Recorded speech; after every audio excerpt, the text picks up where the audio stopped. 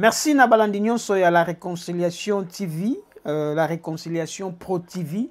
Merci na opportunité oyo boko pesaka na biso ya kolandaka ba prédication, ya kolandaka ba programme oyo tozanango na kati ya la réconciliation Pro TV pona komemela bino la bonne nouvelle oyo ezali bongo la parole de Dieu. Tolingi to pesa bino to peto memela bino ba programme oyo tokobanda koyelaka bino awa na la réconciliation Pro TV pambate ezali chaîne oyo ezalaki réellement conçue pour la édification à le peuple de Dieu. Voilà pourquoi bon moi changement il y a programme depuis un certain temps. Tobandaki na ba culte maintenant beaucoup de programmes sous les alliés belé. Nous aurons des hommes de Dieu qui vont prêcher. Nous aurons à faire des émissions avec le chantre gospel, topé ba servante de Dieu, oh basai la kanzambe na loyembo, pourquoi pas des frères et tout le monde qui sera disposé na makoki ou azanango pour na édifier le peuple de Dieu. Mais parmi ba programme nous aurons aussi nous allons aussi faire part na koyambaka ba docteur ba minganga oyo pe batalaka poso ko traitement de notre corps humain parce que balobaka un esprit saint dans un corps saint. Donc voilà un peu le programme. Oh, tozaï na yango toko yambape bande comme susu oh bazana besoin ko ça la témoignage. Donc je laisse un appel à tout le monde. Oh azana témoignage nzamba sala e na côté songolo to pe pakala. Vous êtes le bienvenu, vous êtes la bienvenue awa na la réconciliation Pro Télévision chaîne oyo ezali wana pona édification ya peuple Dieu. Kasilelo to na rubrique moko spécialement dédié na ba chantre gospel. Donc voilà un peu le lot.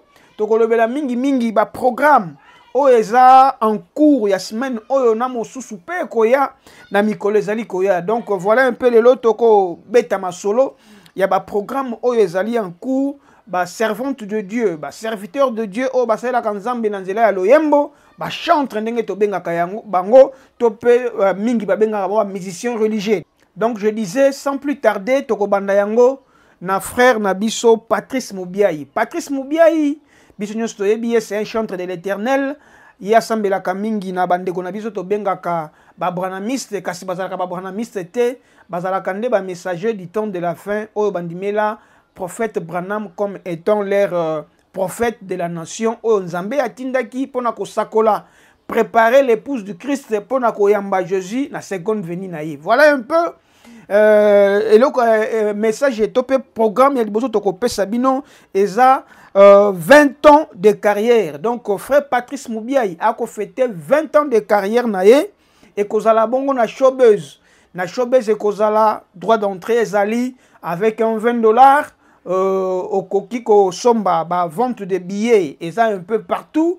Ils ont en ligne, numéro de téléphone, on peut benga au sombi.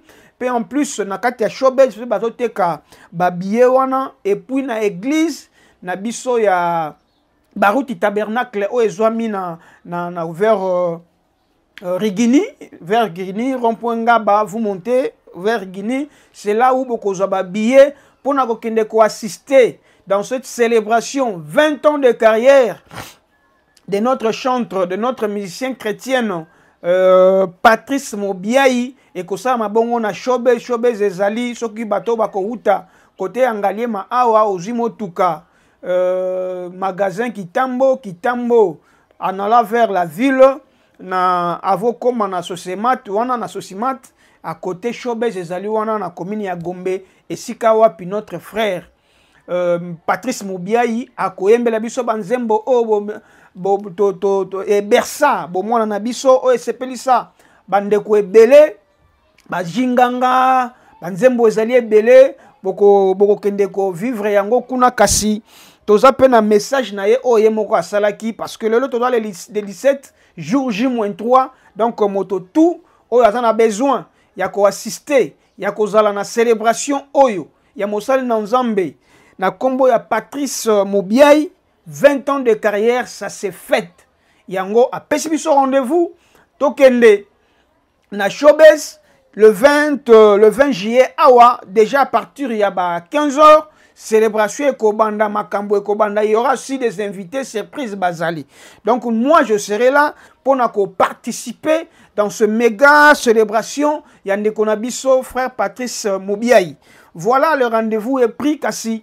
Tokolo bakaka boete yemoko asala ki banonce ye azosala ba publicité na ba page na ye ya YouTube na ba réseaux sociaux na ye ya YouTube, Facebook pe na ba plateforme mosusu tolanda message o ya pesa ki biso pour ce grand rendez-vous ya célébration 20 ans de carrière ya mosali na Nzambe Patrice Mobiaï nde tokozonga et puis topesa bino ba programme mosusu ya bandeko mosusu pe oyo bako se produire d'un moment à l'autre. Ah, on a Kinshasa, na ba province, un peu partout.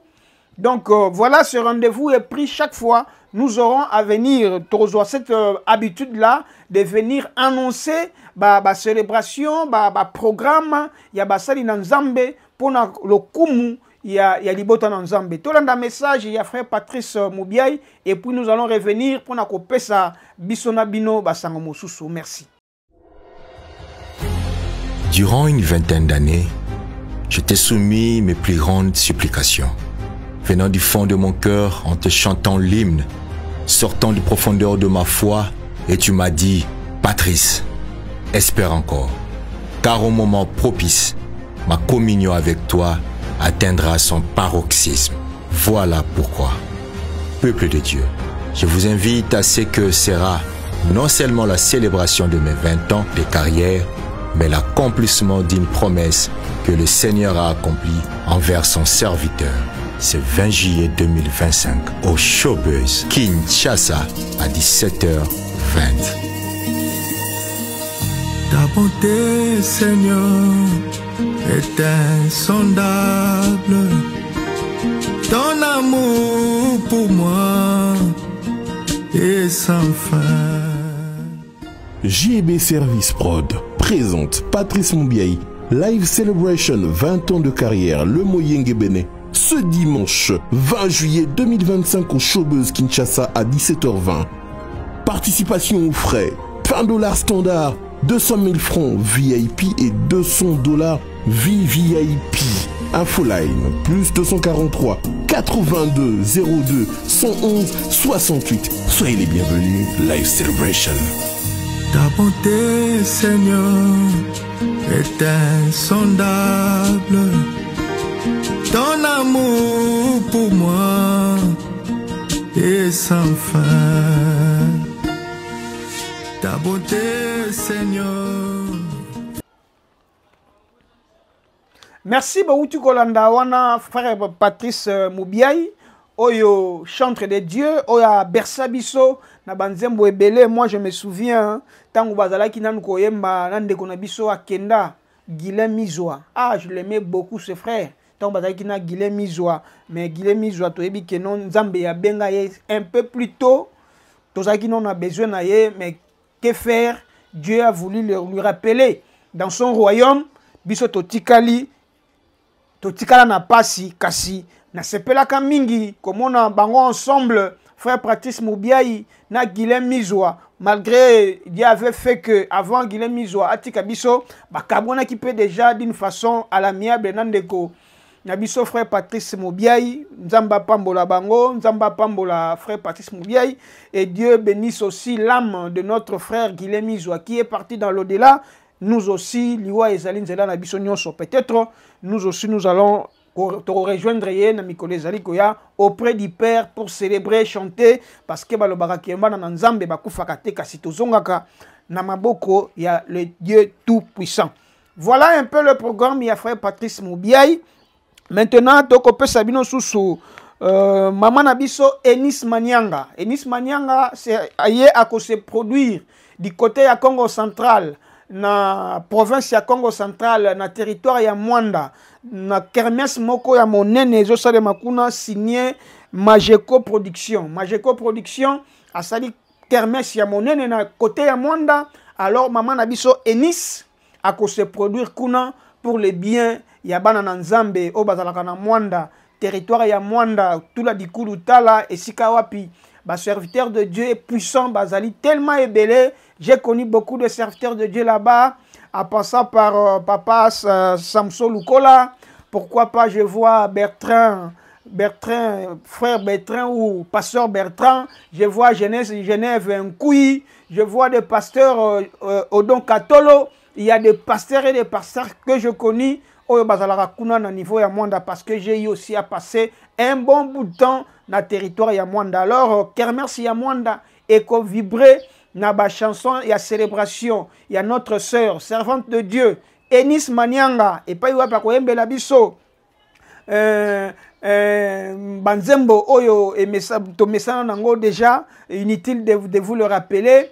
Entre autres témoignages, Namba Nzembo Mosusu ya Kitoko et Bersaka et Memaka Penza Bana Nzambe auprès du Père. Voilà, donc kermesse Mwanda signé Majeko Production et Koyamba Bongo Sir Enis Akobeta Bongo les 19 donc dans 2 jours les 19 Sir Enis Manyanga sera du côté ya Mwanda Bana Mwanda Boma Bana Lukula bato nyonso bana nyonso ba pembeni ozaka na Kabinda na Soyo na Angola bobima na Mwanda wana kermesse Majeko Production et Koyamba Bongo mokolo ya le 19 juillet 2025 Sœur Nabiso servante de Dieu Enis Manyanga qui nous chante.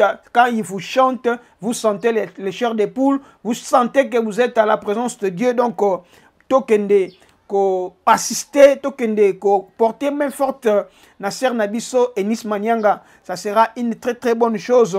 Bana Nzambe nyonso, épouse du Christ nyonso, o bazana côté ya Mwanda, Boma, Matadi, Lukula, Ozisoyo, Kabinda, Angola, Luanda, Naba Tomosusu pe bazana Kinshasa, bazakana Kinshasa awa parce que tous appellent un moment à vacances, je sais que bon nombre de personnes payent à Bakinois, basali déplacement du côté à Boma, du côté à Lukula, du côté à Mwanda Kuna, je pense que tout na biso nyonso.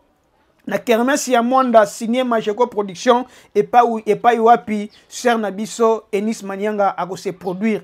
Donc voilà un peu ba programme Oyo Sœur Enis Manyanga a biso rendez-vous le 19 juillet 2025 kermesse Mwanda signé Majeko Production tozala wana tozanga te. Alors tozanda pe vidéo Oyo ya Sœur Enis Manyanga yemoko apesaki programme pour na ko rassurer na peuple de nyonso o ezaka na Mwanda tozala wana ebele de 19 pour na kozala na présence en Zambé to louer to adorer elongo na Sœur Nabiso Enis Manyanga. Écoutons cette vidéo il y a Sœur Enis et puis nous allons revenir pour na kopesa bino ba programme osusu. Merci. Kermesse Mwanda Majeko Production. Cette fois-ci, je serai avec vous le 19 juillet 2025. Bana Mwanda, Bana Boma, Bana Matadi, Kozanga Tieto, Zala Bisonyo Soana, Toko Adoré Nzambe ensemble, na Maman Enis Manyanga. Je serai avec vous alors. Tout s'est préparé déjà, tout y a ébélé. Invite aussi. Je vous promets que la gloire de Dieu sera au rendez-vous. Nous allons fonctionner sous un ciel ouvert. Que Dieu vous bénisse. Voilà, merci beaucoup. Bouti Kolanda Bongo, Sœur Enis Manyanga. Oyo wapi motonyo soyez billet avec ses chansons mélancoliques. Oye Poussaka Penza Bana Nzambe na présence ya Kolo Yesu Masia. Donc ça sera une très bonne chose d'être là, de célébrer, d'adorer le Seigneur, de le louer, parce que ceux qui ont dans la vie, c'est par la grâce de Dieu. Ils ont pas battu. Donc, pour nous marquer amour wana, confiance wana, oh Nzambe, a pesi na yo, batu ebele tozalaki na bango bazali susute tokende le 19 juillet na kermesse Mwanda signé Majeko Production et longo na Sœur Enis Manyanga pour na kozala na présence ya Nzambe akopambola bino. Alors tozongi awa na Kinshasa tozana Sœur na biso Ornella Mwenzele oyo mingi batu bayebi nzembo na ye mingi o ayemba ya ngolu tokotiela bino mwa extrait nango nzembo na ye ya ngolu kasi yepe azali na célébration live tope ako abengisi bana na Nzambe nyonso na Shetemba ezali na Gombe esika wapi Ornella Mwenzele na loyembo na ye ngolu kasi ba invité bazali tellement ebele je pense bana na Nzambe nyonso oyo bakozala wana ekozala bongo mokolo ya le 27 juillet na Shetemba, je dis bien le 27 juillet na Shetemba na commune ya Gombe ser na biso Ornella Mwenzele abengisi bana na nzambe nyonso tokende koluwe nzambe tokende ko adore nzambe pona ko remercier ye na bolamo nyonso o azosalela ngai na yo kozala na bomoi. Ce n'est pas un hasard, ezali ngolu wana tokende ko rendre grâce na Yesu Masia, tokende ko rendre grâce à notre Seigneur Jésus-Christ pour être makambo eza vraiment kitoko de ce côté-là.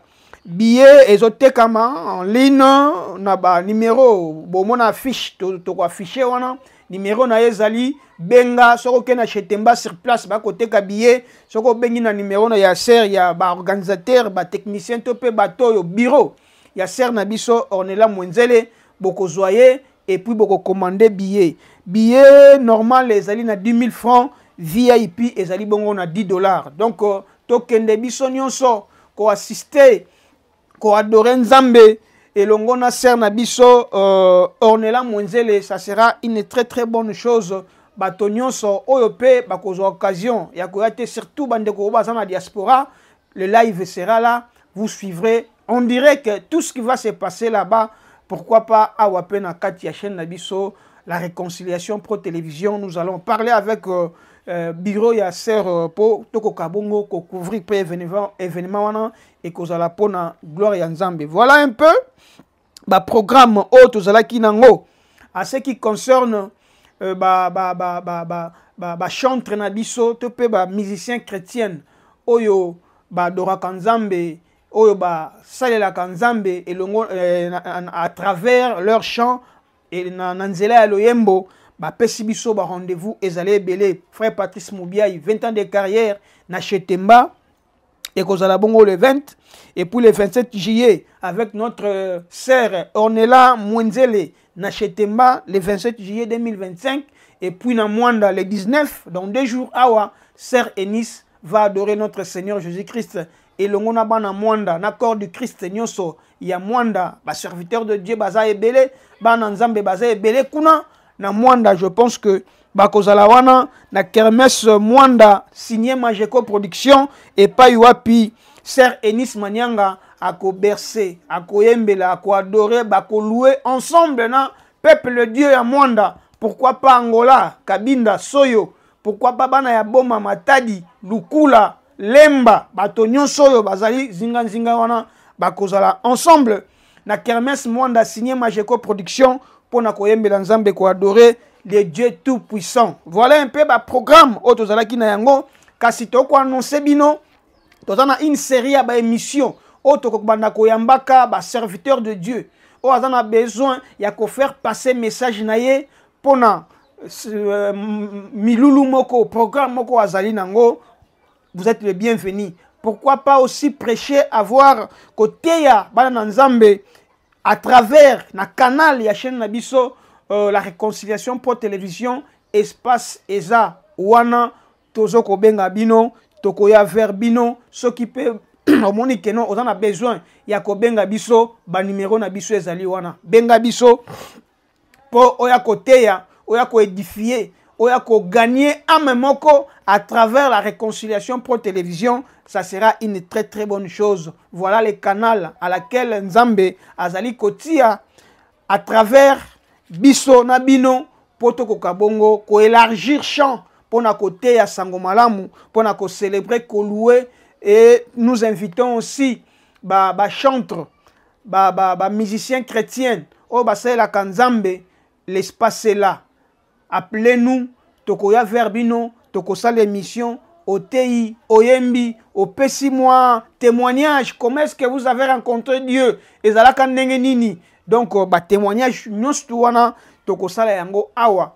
Na La Réconciliation Pro Télévision, l'espace est tellement grand, espace ezali wana, donc yaka oteya, o gagné, ata amamoko, à travers canal Nabiso, ya chaîne La Réconciliation Pro Télévision, et kozala pour la gloire de notre Seigneur Jésus-Christ. Voilà le programme Oyo. Tozana yango mbela oyo tosali pona moto nyonso serviteur de Dieu nyonso.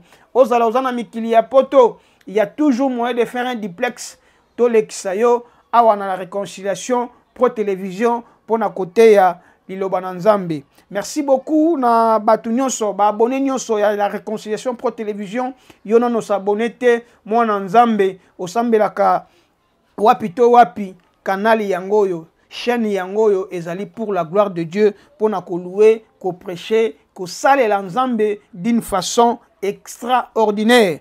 Merci beaucoup na bino nyonso bozalaki wana pona kolanda chaîne na biso programme na biso to pesi ya mokolo na lelo l'espace là makambo nyonso ezali wana. Merci beaucoup na papa Ben Bakadila oyo apesaki biso espace pona tokoka bongo koya liboso na bino parce que ceux qui bokomona nga awa mingi koya kopesa bino ba programme oyo c'est grâce ya papa Ben Bakadila yende moto apesi biso opportunité apesi biso confiance toyaka ko sala kabino ko pesa kabino ba information peto yaka bongo koyambaka ba serviteur de Dieu pona ko sunga demain ou après demain mwana nyonso ya nzambe oyo akozana na besoin ya koya koteya ya koya koyemba to pe ya koya kosala témoignage na ye awa na kati ya chaîne na biso la réconciliation pro télévision. Je pense que demain après demain tozana ba programme to koyamba ba serviteur de Dieu awa na kati ya chaîne na biso to koyamba ba chantre aussi to koyamba pena ba témoignage ya bato mosusu oyo bandimela nzambe azana besoin témoigner ba benga ki biso déjà demain ou après demain bokomona bango pourquoi pas yo ba numéro na biso esali wana benga biso, ça sera pour la gloire de Dieu. Nous sommes presque arrivés à la fin de cette émission d'aujourd'hui. Prenez rendez-vous, prenez cette habitude chaque fois toko banda koya pona ko salela nzambe pona ko kumisa nzambe na mae nyonso nzambe atia ba potentialité nyonso o nzambe atia epai na biso ezali pona gloire na ye. Yo oyo osalaka mwa mosala, c'est grâce à Dieu que osala mosala wana tu peux aussi témoigner ce qui mosala na ekende liboso, tu peux aussi témoigner la gloire de Dieu. Donc voilà, l'espace est là. La réconciliation pro télévision est là pour tout le monde. Merci. Tokozala pe ndenge na lobaki na bandeli ba docteur parce que ba lobaka un esprit saint dans un corps saint. Ceux qui nous ont des maladies, moyen ya ko témoigner bona mon nzambe kozala te. Nous aurons aussi à recevoir ba docteur pour ba ko kabongo ko expliquer biso ndenge nini esengeli kosala pona kozala toujours en bonne santé. Surtout na période oyo ya saison sèche, mali les amakasi ba précaution nini esengeli kosala na bandaku ndenge nini esengeli kosala na bana pona ko batela molimo ya bana na biso bazala toujours en bonne santé. Merci. Moi c'est Dieudonné Maweja, votre humble serviteur nazalaki wana nabino pendant ces 30 minutes. Je pense que tokokuta na lisusu mbala ya sima avec un invité, peut-être dans le plateau, nous avons été avec un invité, peut-être un serviteur de Dieu, peut-être un chanteur de l'Éternel, pour que sala été le kumutope, gloire et zonga toujours, na yemei, le Dieu d'Israël, le Dieu tout-puissant, oyakela mokilinase. To sambela mingi pona ekolo na biso, la République démocratique du Congo. To bonde la rapona ba serviteur de Dieu nyonso. To bonde la rapona gouvernement congolais pona basali nyonso, surtout les chefs de l'État, Félix Antoine Tshisekedi Tshilombo. To bonde la rapona ye parce que bango nzamba pesi bango ngolu pe charge ya kokamba mboka monene o ezali bongo République démocratique du Congo. To kutani na prochain numéro si Dieu nous prête vie. Botika malamu. Ciao, à la prochaine. Merci.